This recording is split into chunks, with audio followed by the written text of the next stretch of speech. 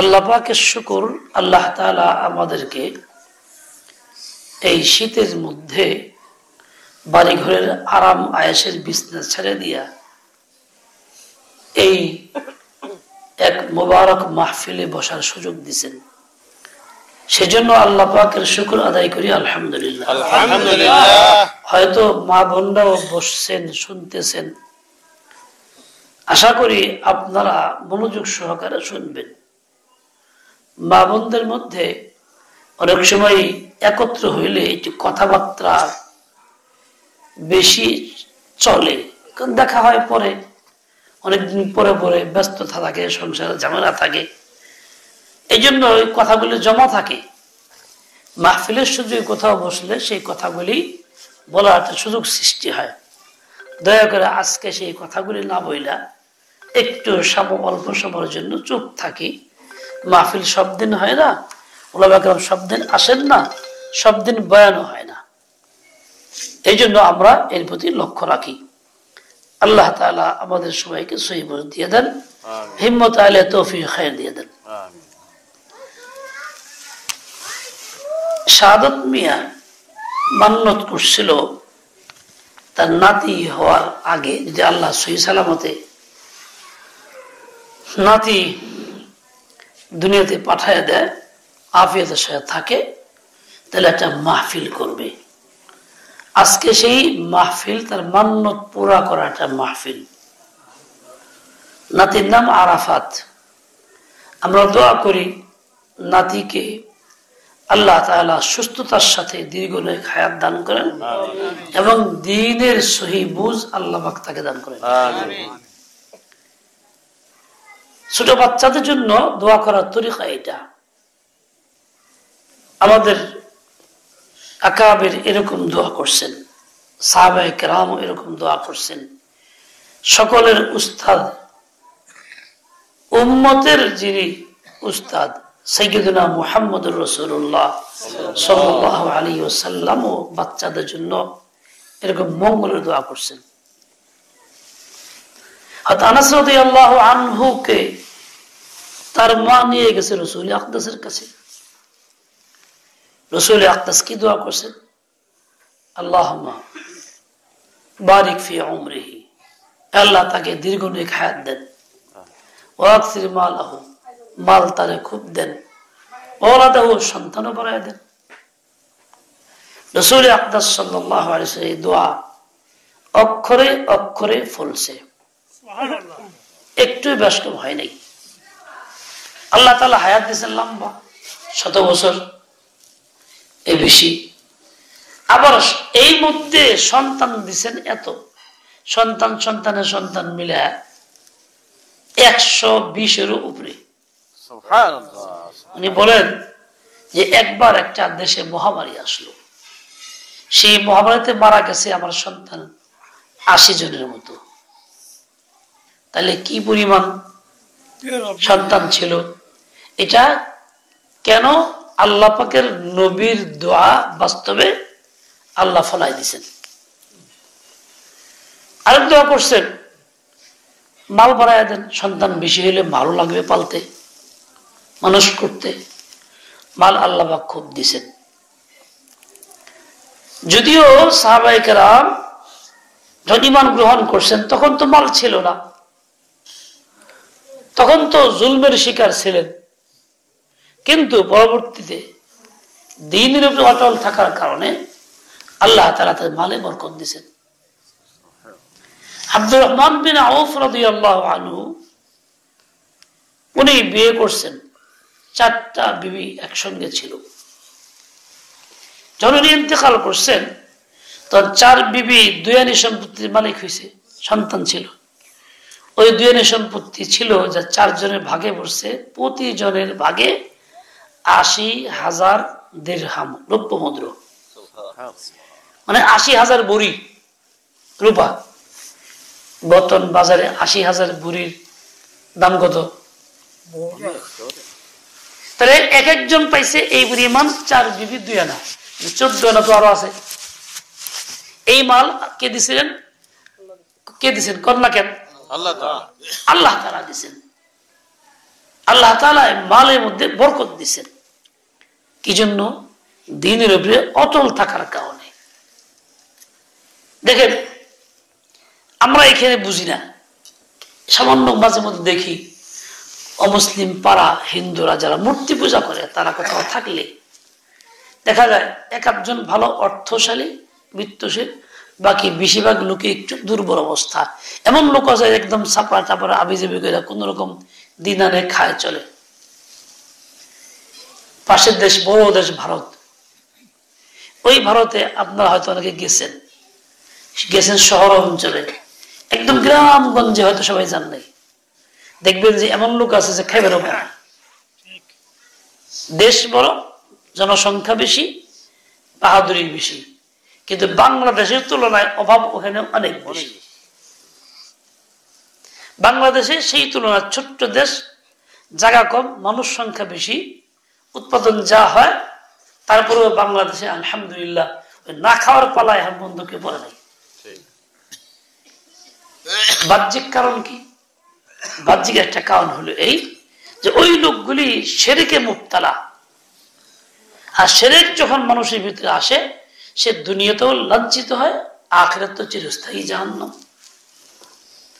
আর মুসলিম দেশগুলির মধ্যে মুসলমান যদি নামাজ কালাম নাও পড়ে, বেআমল ফাসিক ফাজেরও হয়, শিরক থেকে মুক্ত হয়, তো আল্লাহ তাআলা তাকে ওইরকম লাঞ্ছিত করেন না, ওইরকম বেইজ্জতি করেন না, আল্লাহ তাকে বরকত দিয়ে দেন। আল্লাহ তাআলার কুদরত। সৌদি একটা দেশ, এখন তো অনেক উন্নত অবস্থাশালী, টাকা পয়সার অভাব নাই, বিভিন্ন খনি আছে। রসুল আকদাসের যুগে তো আর খনি টনি প্রকাশ পাইছিল না, তখন তো না খায়া না খায়া দিন কাটছে, দিন গেছে, উন্নতি হয়েছে। এর একটা বাহ্যিক বড় কারণ হলো এটা যে ঈমান এবং তাকওয়া তাদের মধ্যে আছে, শিরক মুক্ত দেশ। আস্তে আস্তে বদদিনী বাড়তেছে, মানুষ বেআমল অনেক হয়ে গেছে, তারপরও শিরক নাই, শিরক মুক্ত তার ঈমান। এই শিরক মুক্ত ঈমান থাকার কারণে আল্লাহ তাআলা বরকত দিয়েছেন, এটা নিয়ম। আমরা যতদিন পর্যন্ত শিরক থেকে মুক্ত থাকবো, আল্লাহ পাক ঈমানকে মজবুত করবেন, আবার আল্লাহ তাআলা সাহায্য করবেন, রিজকে হালালের ব্যবস্থাও আল্লাহ তাআলা করবেন, ওরকম দুনিয়াতে বেইজ্জতি মারবেন না। হাদিসে পাকে আসছে যে মুসলিম পুরুষ নারী 5 ওয়াক্ত নামাজ নিয়মিত আদায় করে, ঈমানও সহি, শিরক মুক্ত ঈমান, 5 ওয়াক্ত নামাজও পুরো আদায় করে, বলে এই লোকটাকে আল্লাহ তাআলা দুনিয়াতে যে পুরস্কারগুলি দিবেন, তার মধ্যে একটা এই হবে যে এই লোকের কোনো রিজকের অভাব হবে না। এটা মুখের দাবি না, বাস্তবতা। তুলনামূলক ভাবে উলামায়ে কেরাম, মাদ্রাসার মুদাররিসিন, শিক্ষক যারা আলেম ওলামা, তারা ইনকাম খুব কম করেন, বেতনাদি খুবই কম, কিন্তু একজনও না খাই আছে, সম্মানের সাথে খাইতেছে না, এরকম দেখাইতে পারবেন কেউ নেই? কেউ নেই। ইনকাম বেশি করার পরেও না খায়া থাকার পালায় আইসা যায়, কষ্ট করতে হয়, এরকম বাংলাদেশে অনেক আছে। বিশেষ করে ওই নামাজের ব্যাপারে হাদিসে আরো আসছে যে নামাজ পড়ে না, ইহতিমাম করে না, সেই লোকটাকে আল্লাহ কতলের শাস্তি দুনিয়াতে দেন নগদ 5টা। তার মধ্যে একটা শাস্তি এই হয় যে মৃত্যুর সময় তার খুব ক্ষুধা, খুব যন্ত্রণা, খুব কষ্ট, না খায় মরতে হয়। আমি আপনি বুঝি না, হয়তো বয়স রয়েছে, রুগী রয়েছে, কিন্তু তার অভাব বাস্তবে আমি সচক্ষে দেখছি, এখনো আছে। নাম বলবো না, মুসলমানের সন্তান, অবস্থাশালী, খুব ভালো, অনেক বড় গৃহস্থ তার বাবা ছিল।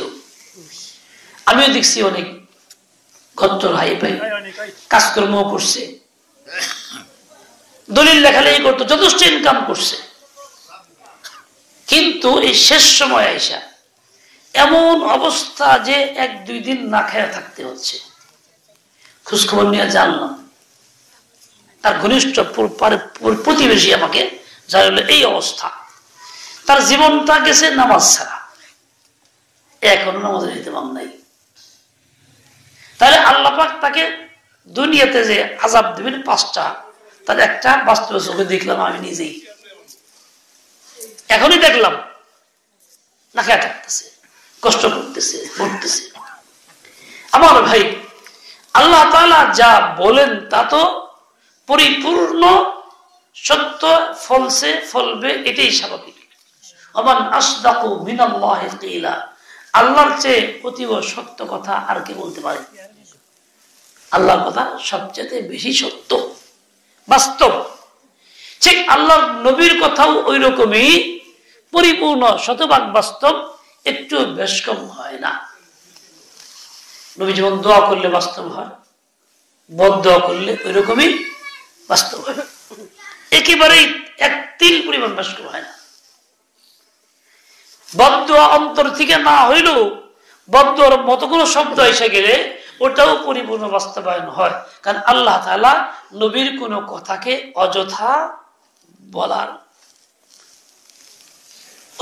না, একদম অবাস্তব হইতে পারে না। এটা নবীর কথা বাস্তব কেমনে হয় আমরা তালাশ করে দেখি, তালাশ করে দেখবো কত বেশ ঘটনা এমন আছে।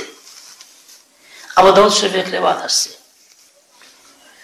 এই রিওয়ায়াতের মধ্যে আছে নামাজের অধ্যায়ে একবার রাসূল আকদাস নামাজ পড়াইতেছিলেন, সাহাবায়ে কেরাম কাতারে বসছেন, মসজিদে না, খালি জায়গাতে, কোথাও গেছেন রাস্তায়, ওইখানে উট গুলিছে দেওয়া হয়েছে। তো একজন ছেলে মানুষ, ও বালেগ হয়ে গেছে, ও কাতারের সামনে দিয়ে বড় বড় রয়েছে। রাসূল আকদাস সাল্লাল্লাহু আলাইহি ওয়াসাল্লাম মুখ দিয়ে একটা কথা বলে ফেলে না, বলে ফেলছেন। অন্তর এরকম ইচ্ছা ছিল না যে এরকম দুর্ঘটনা ঘটুক, বলে ফেলছেন কি আকাদাকাল্লাহ, যার অর্থ হলো আল্লাহ তোমার লুলা করে দিক, অর্থটা এরকম। তাহলে ফল হলো কি? এই লোকটা 80 বছর বয়সেও দেখা গেছে খালি কইছে, ভাই তোমরা কে ভুলটা করে নেওয়ার মতো, আমি নামাজ সামনে গেছিলাম, রাসূল এই কথা বলছেন, তখন থেকেই আমি এই লুলা আজ পর্যন্ত আছি, আমি দাঁড়ায় চলতে পারি না, বসে থাকতে হয়। তো একবার একটা শব্দ ব্যবহার হয়েছেন, সেই ফলটা কিরকম হয়েছে? এরা সাহাবায়ে ভয় করতেন, রাসূল কিছু বলে ফেললে তো হয়ে যাবে। এক মহিলা ছোট্ট বাচ্চা নিয়ে আসে, ছোট্ট বাচ্চা নিয়ে আসে, মেয়ে বাচ্চা। রাসূল আকদাস সাল্লাল্লাহু আলাইহি ওয়াসাল্লাম অতি আদরে বাচ্চাদের বলে না, এরকম মানুষ কি বলে, তো জীবন বড় ছোটই থাকো আর বড় না হোক, তার অর্থ হলো খুব আদরের থাকো। বড় হলে তো আদরের থাকে না, ছোট আদরের থাকে। ঠিক এই আন্দাজে এই কথা বলছেন, মা কাবিরা সিন্নুকি, তুমি আর বড় হইও না। তার মা কান্না শুরু করছে, ইয়া রাসূলুল্লাহ আমি কি অপরাধ করলাম, আমার মেয়ের জন্য দোয়া করলেন, সে তো বড় হবে না। হুজুর হাসলেন যে দেখো উদ্দেশ্য এইটা না, বরং ছোট সময় মানুষ আদরের থাকে, মানুষ তাকে ভালোবাসে, এই ভালোবাসাটা আজীবন যেন পায়, আমি এই কামনা করলাম। এইরকম বদদোয়া করলাম না যে ও এরকম ছোট্ট এই লেগে থাকবে আর বড়ই হবে, তা কিন্তু না। এখন তার মা কান্না করছে কেন? তার মা জানে রাসূল মুখ দিয়ে বলে ফেলছেন, এটা তো হবেই। আফসোস চাই মুসলমান এই কথা আমি বুঝি না, কাফের বুঝতো। কাফের বুঝতো কিরকম? আবু লাহাবের ছেলে রাসূল আকদাস সাল্লাল্লাহু আলাইহি ওয়াসাল্লাম মেয়েকে প্রথম বিয়ে করছিলেন, ইসলাম গ্রহণ করে নাই, তখন বিয়ে বৈধ ছিল। এই আবু লাহাব তার ছেলেটা রাসূল আকদাস সামনে থেকে খুব গুস্তাখি বেয়াদবি করলো, গালিগালাজ করলো, কইরা মেয়েটা তালাক দিয়ে আসলো। তা মেয়েরা রাখুন না, কারণ তুই নতুন ধর্ম গ্রহণ করছো। রাসূল আকদাস একটা শব্দ বলছেন, শুধু শব্দটা কি? আল্লাহুম্মা সাল্লিত আলাইহি কালবাকা, আল্লাহ তুমি এর উপরে একটা বাঘকে নিয়োজিত করে দাও। এই শব্দ, আর বাড়তি কিছু বলেন নাই। আল্লাহুম্মা সাল্লিত আলাইহি কালবাকা। ও তো মহা খুশি, গাড়ি গাছ করে গেছে গা, বাবার কাছে কি কয় আজকে কাম সেরে আইছে বলে কি গাড়ি গাছ কইরা তার মেয়ের তাল বেঁধে আইছে। তুই তো দিছস বুঝলাম, মোহাম্মদ কিছু কইছিল নি? বলে কইছে তো। বলে কি কইছে? বলছে আল্লাহুম্মা সাল্লি আলাইহি কালবাকা। সর্বনাশ করছস, তোর জীবন শেষ, তুই আর বাঁচবি না। মোহাম্মদ যখন কইছে এটা হইবই, বলতেছে কেনা আবুল আহাব। কি বলতেছে? সে কি মুসলমান না কাফের? কাচ্চা কাফের, যার জাহান্নামের কথা কোরআনে পাকি আছে। ফি জিদিহা হাবলুম মিন মাসাদ তাব্বাত ইয়াদা আবি লাহাব, সূরা লাহাবের মধ্যে আছে। অথচ এই লোকটা বিশ্বাস করছে তোরে যে কথাটা কইছে এইটা তুই সর্বনাশ করছিস, তোর জীবন শেষ, তুই আর বাঁচতে পারবি না।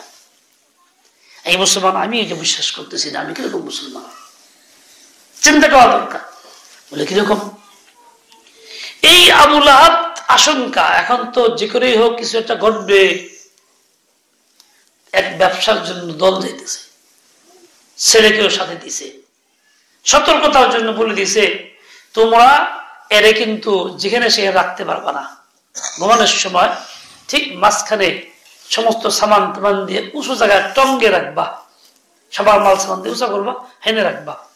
চতুর্দিকে তোমরা পাহারা দিবা, চতুর্দিকে আগুন জ্বালায় রাখবা, যাতে কোনো জীবজন্তু আগুন ডেঙ্গে আসতে না পারে।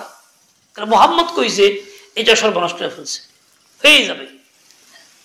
এরা এই আবু লাহাবের ওসিয়ত মতো ছেলেকে নিয়ে গেছে, রাত্রেবেলা ঠিকই সকলের মাল সামান রেখে উঁচা বানাইছে, স্তূপ করছে, তার উপরে হেরে শুয়ে দিছে। চতুর্দিকে দূরত্ব বজায় রেখে 100 জন লোক পাহাড়ের মতন রয়েছে, চতুর্দিকে আগুন জ্বালাইছে, দূরের থেকে আগুন দেখে আসতে না পারে। কিন্তু আল্লাহর হুকুম হইলে কোন আগুনে বাধা দিতে পারে? কোন জালেমে, কোন শক্তি বাধা দিতে পারে? পারে না। একটা নেকড়ে বাঘ ওই আগুনের ওই পাশ থেকে এক লাফ দিয়ে উঠছে, একেবারে ওই টঙ্গের উপরে উঠছে, স্তূপের উপরে উঠা তারে একদম ফাইরা টুকরা টুকরা করে চলে গেছে। বাকিরা ধরে ঘুমায় রয়েছে। সকালে মৃত্যু দিয়ে হায় সর্বনাশ, কি করলাম? এত শরীরের অঙ্গভঙ্গ ছড়ায় রয়েছে। তাহলে আল্লাহর নবীর কথা বাস্তবে ফলছে কি ফল নাই? একেবারে শতভাগ ফলছে। এই জন্য আবু লাহাব কাফের, ইমান আনে নাই ঠিক, কিন্তু এই কথা বিশ্বাস করেছে মুহাম্মদ যা কইছে এইটা মিস হবে না, গুলি মিস নিতে পারে, তাই হয়েছে। ও মুসলমান ভাইরা আমার, আমার নবী মুহাম্মদ সাল্লাল্লাহু আলাইহি ওয়াসাল্লাম মানি, লা ইলাহা ইল্লাল্লাহ মুহাম্মাদুর রাসূলুল্লাহ বলি, কালিমাটা তো পড়তেছি, কিন্তু এরপরও বিশ্বাস আমার হয় না মুহাম্মদ যা বলছেন তা হবে। কেমনে? বলে কাজের দ্বারা প্রমাণ। এই যে নামাজ 5 ওয়াক্ত না পড়লে তার 5 শাস্তি দুনিয়াতে, তার একটা হইল মৃত্যুর আগে খুব ক্ষুধার যন্ত্রণা হবে। এই কথা তো মুহাম্মদুর রাসূলুল্লাহ বলছেন, ফাজাইলে আমলে আছে। আমরা এখানে তালিম শুনাই, কিন্তু কই নামাজের ইহতিমাম তো আমাদের মধ্যে নেই। কি পুরুষ কি নারী সামাজিক ভাবে পড়ি আর কি, তাও পরে কিছু লোকে, বেশিরভাগ লোকই নামাজ থেকে বঞ্চিত, কিন্তু তারা মুসলমান। মসজিদে চান্দা চিকি দেয়, ইমাম সাহেব বেতনও দেয়, যদি মসজিদে না আসে তাকে ধরি, টাকা দাও, সে মুসলমান হিসেবে কিন্তু দেয়। তারপর নামাজের ইহতিমাম নাই, 5 ওয়াক্ত নামাজ নাই। তাইলে বুঝা গেল যে আমি মুসলমান দাবি কইরা মুহাম্মদ সাল্লাল্লাহু আলাইহি ওয়াসাল্লামকে নই মাইনা মুখ দিয়ে কালিমা পড়তেছি, তারপরেও কিন্তু আমি এটা বিশ্বাস করতেছি না। করলে তো ঠিকই আমলটা করতাম। শুধু এই ক্ষেত্রে না, রাসূল আকরাম সাল্লাল্লাহু আলাইহি ওয়াসাল্লাম কি বলছেন? বলছেন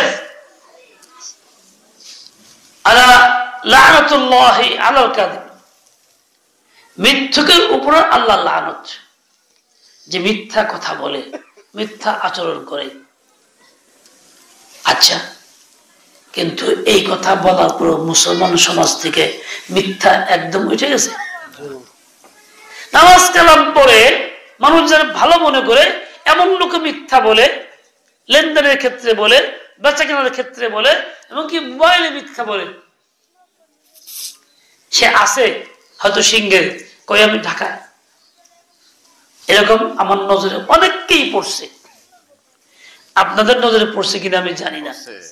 এক আলেম আমার সামনে মিশা কথা কইতেছে, গয় মিয়া তুমি মিশা কথা কমে মোবাইলে মিশা কথা যায় আছে। একটা হারামকে হালাল মনে করতেছে, উল্টা বলতেছে, তার তো ইমানই নাই। সে কিসের আলেম, কিসের মুসলমান?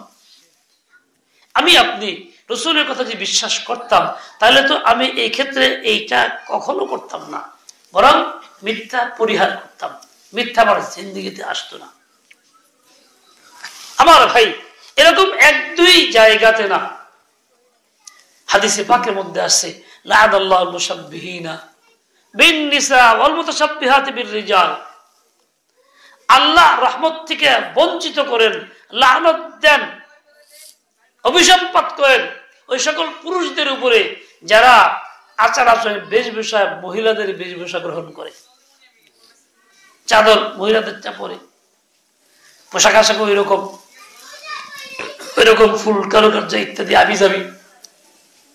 ঠিক ওই সমস্ত নারীদের উপরে লানত করছেন, রহমত থেকে বঞ্চিত হওয়ার বদদোয়া করছেন যারা নারী হইয়া পুরুষের মতো আচার আচরণ বেশভূষা করেন, তাদের মতো প্যান্ট শার্ট ইত্যাদি গেঞ্জি ফেঞ্জি বইরা বেহায়া বেপরদা হয়ে চলে। বলে এদের জন্য আল্লাহ নবী লানত বর্ষায় গেছেন। ভাই ফটো না করো, মোবাইল ওয়ালা ফটো না, নিষেধ, হারাম। হারাম কাম করা শান্তি হয় না, হারামে নাই আরাম। পাপ করা হারাম, বলেন পাপ করা হারাম, পাপে নাই আরাম। কোন পাপ করা হারাম, পাপে নাই আরাম। কোন কবিরা গুনার সমাবেশ, কইতে ভয় লাগে। মিছিলটার সমানে কিছু তো কোন এই মিছিল দেন আল্লাহ রসুলের, কবিরা গুনার সমাবেশ, ইমান আমল করে শেষ। কবিরা গুনার সমাবেশ, ইমান আমল করে শেষ। দেখেন এই যে একটা কবিরা গুনাহ, ছবি করা মাহফিলে আসার পরেও এটা কবিরা গুনাহ মনে করি না, অভ্যাস হয়ে গেছে গা। বিভিন্ন জায়গায় করা হয়, বাড়িতে করি, নিজের ছবি, মায়ের ছবি, বাবার ছবি, সন্তানের ছবি সব করতেছি, এমন হয়ে গেছে সেটা জায়েজ মনে হইতেছে। খবরদার, জায়েজ মনে না হয়, যা অপরাধ। নেকির মাহফিলও বরবাদ হয়। শয়তান চালাক তো, ও কেমনি বরবাদ করে চিন্তা করে, কারে কোন কৌশলে করা যাইব। মাহফিলে যখন আসবি, যেমনি আইসেই গেছ, তো মাহফিল আর মাহফিল থাকা দরকার নেই, চল একটা হারাম কর, তাহলে মাহফিল শেষ হয়ে গেল। এই যে একটা শয়তানের অপকৌশল। এই জন্য মুসলমান হিসেবে থাকি, এই ছবির উপরে আল্লাহ নবী লানত দিছেন এবং কঠিন শাস্তির কথা বলছেন। বুখারী শরীফেও একাধিক রিওয়ায়াতের মধ্যে আসছে, ছবি প্রাণীর ছবি যে ঘরে থাকে সেই ঘরে রহমতের ফেরেশতা আসে না। আমাদের অনেকের ঘরে আছে মুরব্বীদের ছবি, মাতা পিতার ছবি, সন্তানের ছবি, বিয়ে করছে বোর ছবি, প্রথম বিয়ের সময় যা হয়েছিল হে পীরির ছবি, আবার কেউ দল করে হে দলের নেতা নেত্রীর ছবি ঘরের ভিতরে থুয়ে দিছে, না জানে কি কত বরকত। এরকম বরকত যেখানে রহমতের নবী বলছেন রহমতের ফেরেশতা ওখানে আসে না, এগুলো বরকত। এমনকি কিতাবে লিখছে কেউ যদি ওই ঘরে মারা যায় তাহলে সে বেঈমান হইয়া মারা যাবে, ইমান নিয়ে মরতে পারবে না। আমরা যতই উল্টা পাল্টা করি না কেন, ইমান নিয়ে মরতে তো চাই, আশা তো আছে নাকি? তো এমন কোন কাজ না করি যে কাজের কারণে আমি ইমান হারা হইয়া দুনিয়ার থেকে চলে যাই। বাবুন্দ একই অবস্থা আমাদের মতোই করতেছে, এর ছবি ওর ছবি, বিধিক ইচ্ছা। আমি গেছি মানিকগঞ্জে এক হাসপাতালে যে ডাক্তার পরিচালক, উনি কোন বিশেষ পীরের মুরিদ, খ্যাত এক মুরিদ, আমি জানতাম না। দেখলাম যে এই পীরের ছবিটা রাইতেছে, তার বাপের ছবিটা রাইতেছে ওই ওয়ালের মধ্যে, পাশে টেবিলের মধ্যেও আছে। বললাম ভাই ই দেখে আমার পীর কেবলার ছবি, ই দেখে বাবার ছবি, মানে বাবার আর পীরে সমান মর্যাদা দিছে, বাবার সে পীরের দল বেশি দেয় নাই, এক সমান রাখছে। আমাদের এটা তো জায়েজ নাই, হারাম, কবিরা গুনাহ। এখানে মারা গেলে কি মারা যাবো না? আপনি ভালো মানুষ, নামাজ কালাম পড়েন, আপনি যে রাখছেন কে? জবাব না দিতে পারি, কত চুপ করে থাকে, কয় কি আমার একজন দিনের মুরব্বী আছে, তারে আমি মানছি, উনি এসে বসে দেখে গেছে, উনি তো আমার কিছু কয় নাই, কাজে আপনার কথা আমি পালাম না। দেখছেন নি কারবার, তার নির্দিষ্ট ব্যক্তি যারা সে মানছে, পীর মানছে, হে কয় নাই, হে দেহে হয়ে গেছে, এ নিয়ে আসিল, তাতে কিছু কয় নাই, এ কারণে তাই বলে কি হারাম হালাল হয়ে যাবে? কেউ না বললে ও হারাম হারামই থাকবে, জীবনে কখনো সেটা হালাল হবে না, লালত নামই থাকবে। কারণ পীর সাহেবের চেয়ে নবীর ক্ষমতা বেশি না কম? কথা বল না কেন? পীরের দোয়ার দাম বেশি না নবীর দোয়ার দাম বেশি? কবল কোনটা বেশি, পীরের দান নবীর দান? পীর যদি নবীর তরিকা চলে তার দা কবুল হয়, আর নবীর তরিকা না চলে তার দাও কবুল হয় না। আর রহমতের নবীর দোয়া শতভাগ কবুল হয়, একটাও মিস যায় না। সেই ক্ষেত্রে নবীর বদদোয়া তার জন্য যে ফটো রাখে, বানায়, ওঠায়, ধারণ করে, রহমতের ফেরেশতা আসে না। এবং কি হাদিসে পাকের মধ্যে আসছে বুখারী শরীফেই, কিয়ামতের ময়দানে আল্লাহ তাআলা তাকে ধরবেন, তুমি পানির চুরি করছো, আহিউ মা খালাকতু, এটা জান দেবো। জান কি দিতে পারবো আমরা কেউ? তাহলে আমাকে অক্ষম করা, জান দেবো না, অক্ষম তুই, তার শাস্তি ভোগ কর। তুই খালেক এবার গেছিস কে? খালেক তো আমি আল্লাহ, সৃষ্টি করি আমি, রুহ দিব আমি, তুই খালেক এবার গেছিস কে লিগা? আমার ক্ষমতা তুই নিবার গেছিস কে? রাখ। রাষ্ট্র ক্ষমতা যারা থাকে তাদের বিরোধী দমন করে না? বিগত জালেম সরকার তো কত দমন করছে, ভালো মানুষও শেষ করছে, কাল দমন আর পীড়ন, গদি রক্ষার লেগে কত মারা মারলো। যারা একটু ভালো তারাও কিন্তু দমন করে। যেখানে আল্লাহ পাকের সঙ্গে মোকাবেলা, যে সৃষ্টি করা কাম আমার, তুই করবার গেছিস, রাখ, আল্লাহ রাখবো না? গুসা হবে। এই জন্য এত বড় অপরাধ কিন্তু করি, এখন মনে থাকে না যে অপরাধ করলাম, যে খারাপ করলাম, বদ্ধ হবে, এই চিন্তা কখনো হয় না। তাহলে আমি আল্লাহ তাআলার রাসূলের এই কথাকে ওইরকম বিশ্বাস করি না যেমনটা কাফের করত। তাহলে কাফের এই বিশ্বাস ও ক্ষত্রিয় বিশেষ আমার চেয়ে ভালো দেখা যায়, ক্ষত্রিয় বিশেষ। তাই বলে সে ইমানদার হয়ে যাবে না। ইমানদার শর্ত হলো বিশ্বাস করার সাথে মানা। সে বিশ্বাস করছে নবীর বদদোয়া কবুল হইতেছে, কিন্তু মানে নাই। বিশ্বাসের সাথে মানা হলো ইমান। ও বিশ্বাস করছে, যে কথা কইছে যে ওই বই মিস নাই, কিন্তু সে মানে নাই। মুসলমান যদি বিশ্বাস করে আর না মানে, তাহলে এই বেটার লগে আর এই বেটার পার্থক্য কি হলো? ওই কাফেরের লগে ও মানে নাই, বিশ্বাস করছে। আর মুসলমান হেও যদি না মানে, আমল না করে, বিশ্বাস করে, তাহলে এই পার্থক্য থাকলো? দুজন তো এক ধারার হয়ে গেল। ও ভাই, কত ভুলের মধ্যে আছি। আল্লাহ আমাদের হেদায়েত দেন, সহিহ বুঝ দিয়ে দেন, সকল ভুল থেকে মুক্ত করে দেন। আল্লাহ এই বদদোয়া করছেন কার জন্য? যে মহিলা বেপরদা চলে, শরঈ পর্দা করে না, তার জন্য আল্লাহ পাঠাইছেন অভিসম্পাদ। এটা তুমি যাবে না, যতই বোরকা পরি, যতই নামাজ পড়ি, তাসবিহ পড়ি, শরঈ পর্দা করি না, নবীর বদদোয়া আমার আমলের চেয়ে দ্রুত আগে গিয়ে আমার ধ্বংস করবে। বুঝেন না এই কথা? আমি দোয়া করলাম যে আল্লাহ পরে দাও, নবী বদদোয়া দিও না, কোনটা লাগবো? আমার দান নবীর দেন, নবীর দেন।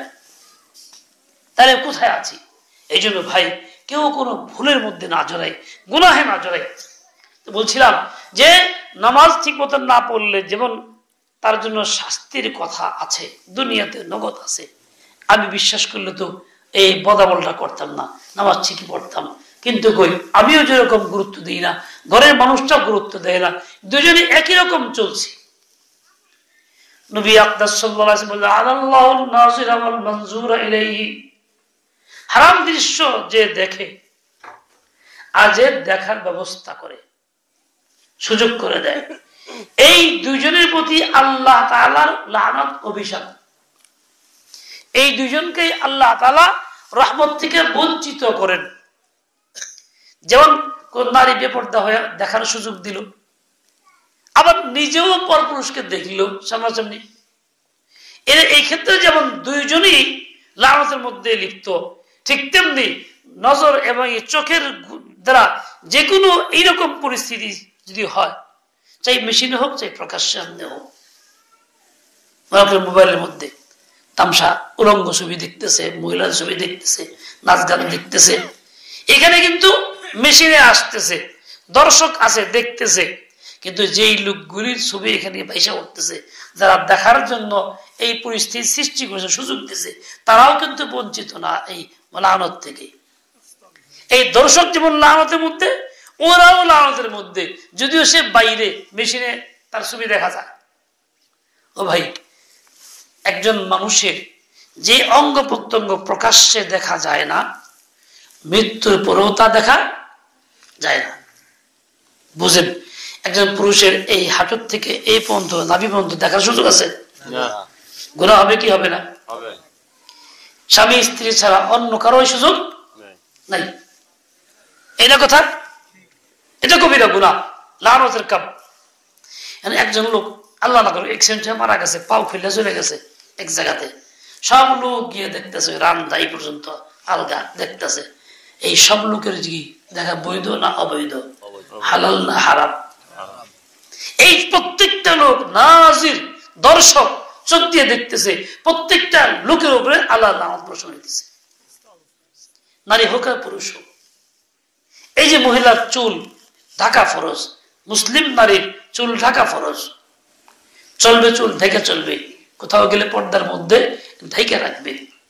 এমনকি নামাজেও চুল ঢাকা, নামাজের মধ্যে চুল এক সাইড দিয়ে বাইরে থাকলে কেউ না দেখুক, নামাজ হয় না থাকলে ওরেও ফরজ, নামাজ সাথে কথাই নেই।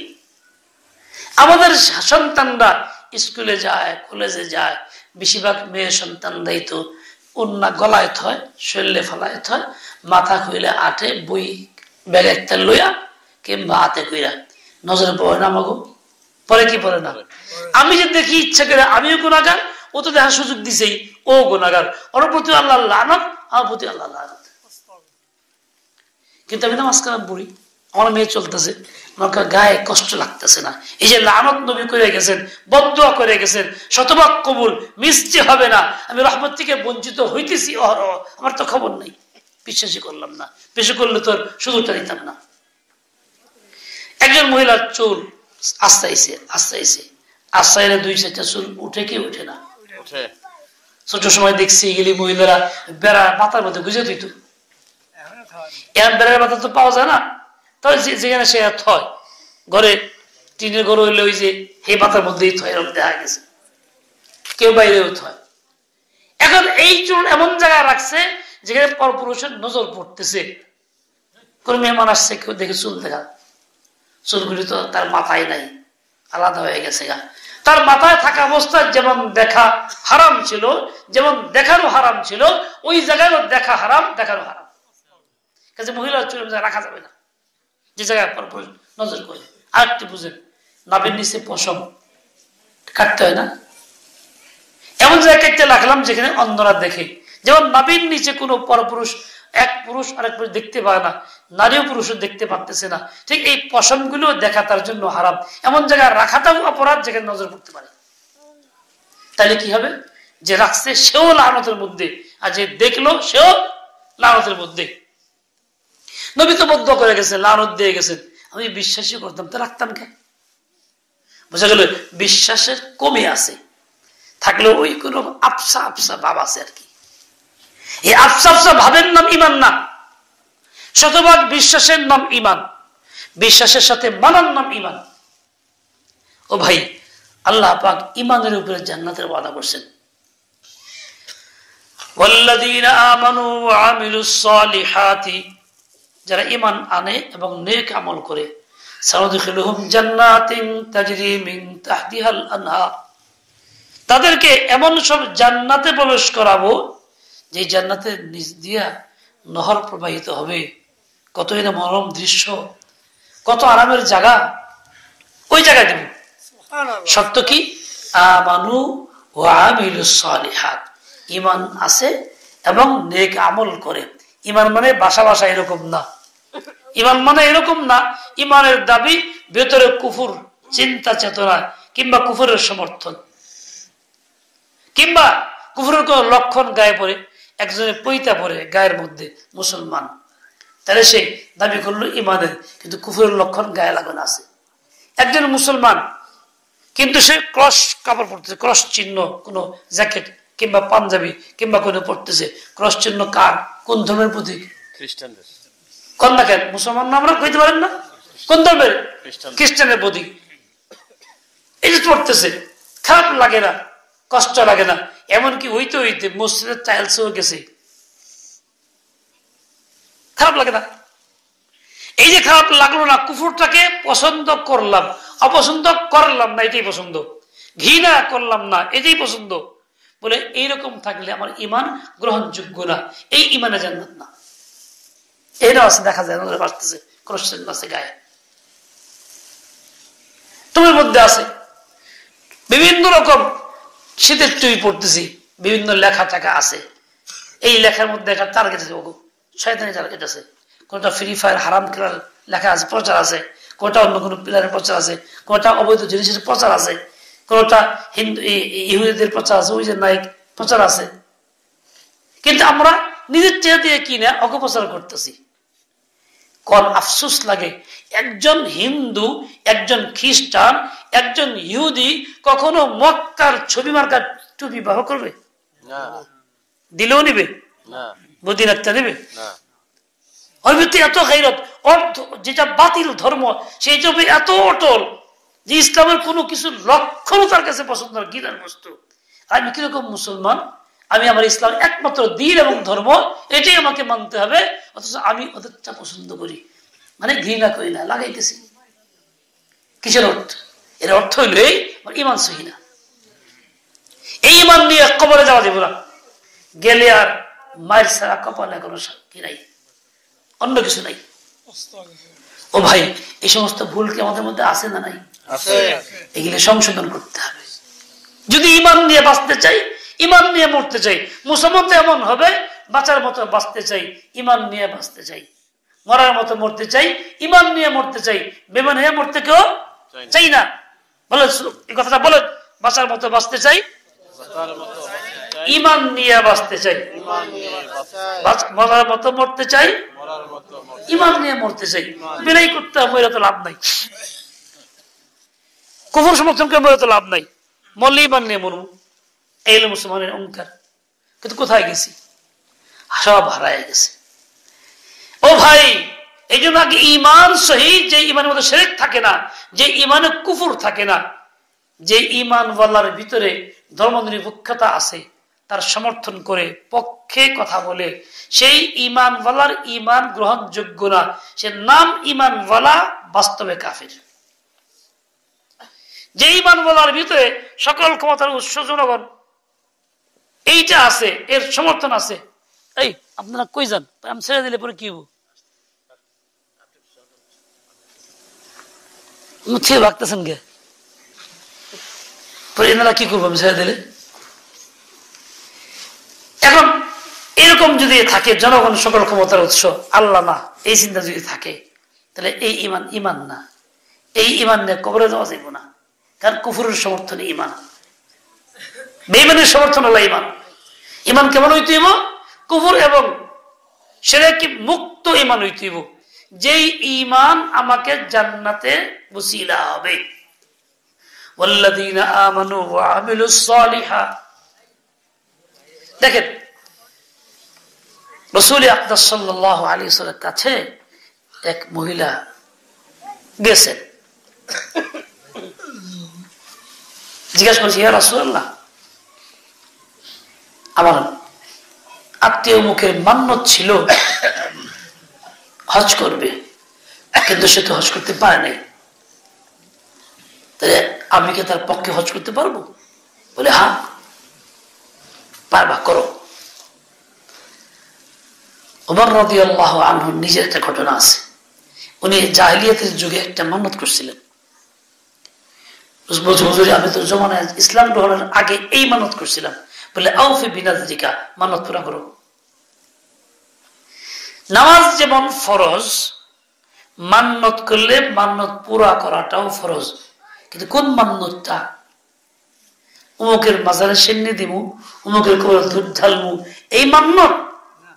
নাকি আল্লাহ পাকের হুকুমের অধীনে রসুলের তরিকায়। কোনটা? রসুলের তরিকা। যেমন আজকের এই আরাফাত নাতির মান্যত আছে, এটা রসুলের তরিকায় আছে, এটা মান্যত পুরা করা তার জন্য ফরজ। আল্লাহ বলছেন বান্দারা যাতে মান্যতগুলি পুরা করে, আল্লাহর হুকুম। ইউফুনা নুযুরহুম আছে 29 পারায় মান্যত পুরা করার নির্দেশনা আছে। অনেকে মান্যত করে অবৈধ জায়গাতে, পুরা করার লেগে ব্যস্ত হয়, ওই মান্যত করাটাও হারাম, পুরা করাটাও হারাম। অনেকে মান্যত করে দ্বীন ইসলাম শরীয়তের ভিতরে, কিন্তু পুরা করবো না, ওই চলতেছে চলতেছে চলতেছে। পরে ভাই কি করবো, আমি তো পারি না, বুড়ো হয়ে গেছি গা, টাকা পয়সা নাই, সব ছেলে সম্বন্ধ লয়ে গেছে গা, আচ্ছা আল্লাহ মাফ করবো। সারা জিন্দগি যখন পারতা তখন করো নাই কেন? আফসোস লাগে। এক লোক মাস্টার ছিল স্কুলের, মাস্টার রিটায়ার্ড হলে কিন্তু অনেক টাকা পায়, একসাথে কোটি টাকার মতো পায় বর্তমানে। সব টাকা পাইছে, সব জায়গা জায়গা কিনছে, বিভিন্ন কাজকর্ম করছে, ঘরটা ভালো করে সব টপ দিছে, দিয়ে ক্যাশ নাই। আমি তাহলে কইলাম আপনি তো হজ ফরজ, টাকা পয়সা হজ করবেন কি দিয়ে? টাকা থাকার না থাক, টাকা তো ছিল, সময় তো করেন নাই, খরচ তো রয়ে গেছে গা, এখন করণ লাগবো। টাকা নাই, টাকা জমি বেচে করেন, জমি তো আপনি জমি বেচলে তো পোলাপানের কি থাকবো, পোলাপানের কি থাকবো চিন্তা, নিজে যে কপালে লাগতে সেই চিন্তা না। মুসলমান নামাজ কালাম পরে আমার এরা আসে, কত বোঝান বুঝাইলাম, সেই খালি ঘুরে ফিরে এই কথাই কয়। কি মুসলমান হইলাম? এরকম ফরজ রয়ে গেছে, মান্যত করে যেন ফরজ হয়, মাল থাকলেও তার ফরজ হয়। ওটা আল্লাহ তারা ফরজ করে দিয়েছেন, তারে মাল দিছেন, কিন্তু সে করে নাই। তাই মিলা মান্যতের সময় পর হয়ে গেলে, সামর্থ্য না থাকলে ফরজ উঠা যাবে না। ঠিক হজের সময় যে টাকা পয়সার দরকার ছিল, পরে পার হয়ে গেছে, টাকা নাই, এখনো কি হজ ফরজটার উঠা যাবে না, থাকবেই, কিন্তু তা করতেই হবে। আমি যদি না করি তাহলে আমার পাপ নিয়ে আমি দুনিয়াতে চলে যাব। আমার পরে যদি 500 মানুষ খাওয়ায় ছেলেবেলেরা, তাহলে কি হজ না করার পাপ মোচন হইব? মান্যত পুরা না করার পাপ মোচন হয়ে যাবো? তা কিন্তু হইব না। কত ভুলের মধ্যে আছে। একজনের বাড়িতে গেছি, মাসখানি হয় না, কম আছে, সে দাওয়াত দিছে, হুজুর একটু ইসলাহি কথা। গিয়ে দেখি অনেক বড় সামিয়ানা, এর 3 গুণ 4 গুণ সামিয়ানা, 2 পাশে 2টা। ঘটনা কি এরকম? কে কয় দিনের বেলা খরচ করছে। কিসের খরচ? মানুষে খরচ করে না, হ্যাঁ জীবদ্দশা খরচ, নিজের খরচ করে গেছে আর কি। এলো কয় গ্রাম দেশে, আমার খরচ আমি করে গেলাম। কত লোক খাওয়া যায়? 500 মানুষ হইব কমপক্ষে। আচ্ছা 5 কত টাকা আছে? 4-5 লাখ টাকা গেছে। আচ্ছা আপনার তো হজ ফরজ, কোন হাত টাকা পয়সা নাই, 5 লাখ টাকা খাওয়াইলেন কেমনি? এটা এখন দিল, চিন্তা করে। হজ করতে 5 লাখ টাকা লাগে, এই 5 লাখ টাকা তার তো ছিল না, খরচ করে খাওয়াইলো কেমনে? এইটা সে করতে পারছে, এটা দরকার নাই, কোনো গুরুত্ব নাই শরীয়তে এটার, কিন্তু আসল যেটা ফরজ এটা করলো না, এটা গিরিমিরি করে। টাকা নাই কেমনে করুন, সব শেষ হয়ে গেছে গা, ক্যাশ সব শেষ করে ফেলাইছি, এই সেই মুক্ত। ও ভাই, মুসলমান একে বলে না, মুসলমান তাকেই বলে যে যখনকার সময় যে হুকুমটা আল্লাহর আসছে, ঠিক ওই সময় ওই হুকুমটা নবীর তরিকায় পালন করে, তার নাম মুসলমান। ফরজ হয়েছে 20 বছর আগে, 20 বছর পরে কি ফরজ হয়েছিল পারলাম না, এর নাম মুসলমান না। বুঝাইতে পারলাম? হয়তো আমার কথাগুলি বেশি ভালো লাগবো না, কারণ এই চুম্বনের বিরুদ্ধে কথা, যে ভালো না লাগলেও কথা সত্য বলতে হবে। ভালো লাগুক আর না লাগুক, কিয়ামতের মধ্যে কয়ে পারবেন না আমাকে না আইসুর মুখে আমাকে হক কথা যদি কয়েত হয়ে যায় নাই, আমি কম আল্লাহ আমি কইছি হেরা মানা নেই, আমার কি করার আছে? আমি তো বেঁচে গেলাম। আমার দাদা মৌলানা আরশাদের হিসাব নদী সাইকেল নিয়ে চলতো বেশিরভাগ, একটা নদীর বড় খালের পরে গেছে, গুদারার অপেক্ষা, গুদারা তো পায় নাই, এক জাইলা যাবে ডাক দিছে, এইটা পার করে দাও। তাদের যুগে তো ঠিকই অমুসলিমদের শ্রদ্ধা ছিল আলেমদের প্রতি, আইসে পার হয়ে গেছে, নামাজ শখে মশাই নামাজ পড়ু, আমি তো হিন্দু, কইতাই তো কইলাম মুসলমান ওই নামাজ পড়বা কে এই কথা কোন কে বলে এই জন্য কই নৌকা তো পার হয়েছি তোমার হক আছে তোমার জন্য না কই কেমন তুমি আমার ধরবা আল্লাহর কাছে আমি দায়িত্ব পালন করে গেলাম তুমি মুসলমান হয়ে নামাজ পড়ো মুসলমান তো এরকম হবে আমি আপনি আমার বাড়ির লোককে বলি না ছেলেকে না মেয়েকে না বিবিকে বলি না চলতেছে স্বাধীন মতো যার যার আজকে এখানে কিছু বাচ্চা কাচ্চা আসছে যে কোনো কারণে হোক আসছে বেশিরভাগ মাহফিলে বাচ্চা কাচ্চা নাই বড়রাম বাচ্চা নিয়ে আসে না নাতিরও না ছেলেরও না ও কি কি করতেছে কোন আছে জানি না মোবাইল করতেছে বন্ধু বান্ধব আড্ডায় আছে ওইগুলি দিন দিন বেলান হয়ে যেতেছে সামাজিক জীবন নষ্ট করতেছে তারা নিশা মুখী চলে যাচ্ছে বাপ মার থেকে বিচ্ছিন্ন হয়ে যাইতেছে এতে আমাদের পরেশানি নাই ওই ভবিষ্যৎ বংশধর জাহান্নামমুখী হইতেছে তাতে পরেশানি নাই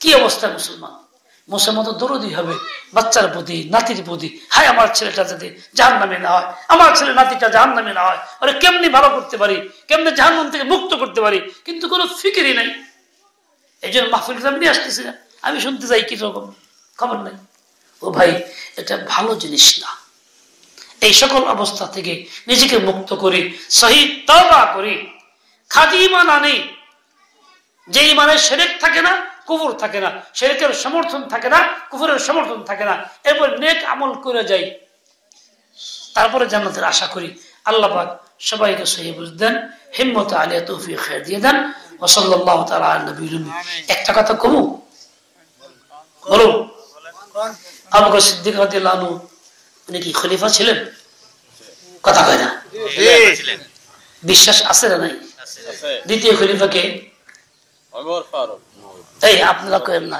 ইনারা কইবো যারা শ্রোতা দ্বিতীয় খলিফা কে এই সন্দেহ কয় না কয় তো দিছেই হুজুরে তৃতীয় খলিফা কে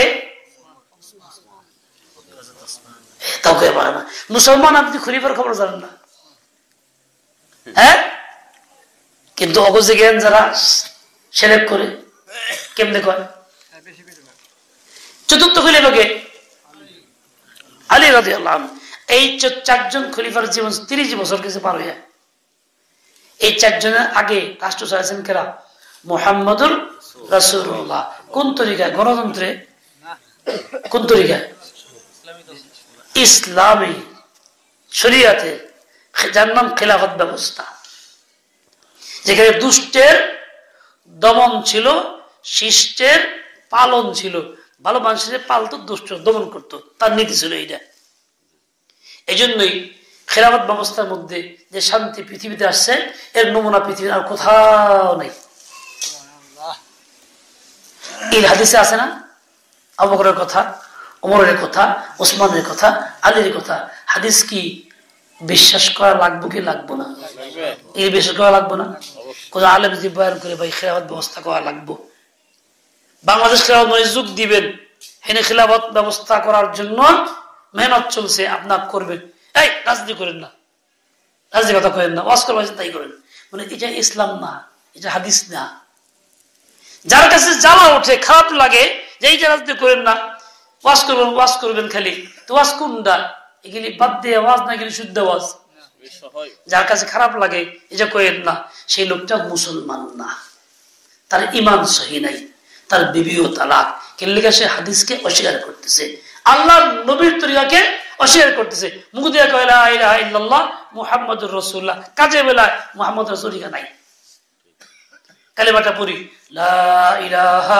ইল্লাল্লাহ মুহাম্মাদুর রাসূলুল্লাহ নামাজ যেমন ইসলাম লেনদেন যেমন ইসলাম আকীদা বিশ্বাস যেমন ইসলাম ঠিক এই খেলাফত ব্যবস্থা আমার রাজনৈতিক ব্যবস্থা এটা ইসলাম আমাকে এভাবেই করতে হবে এর পক্ষে থাকতে হবে বলেন ধর্ম বর্ণ ভিন্ন মত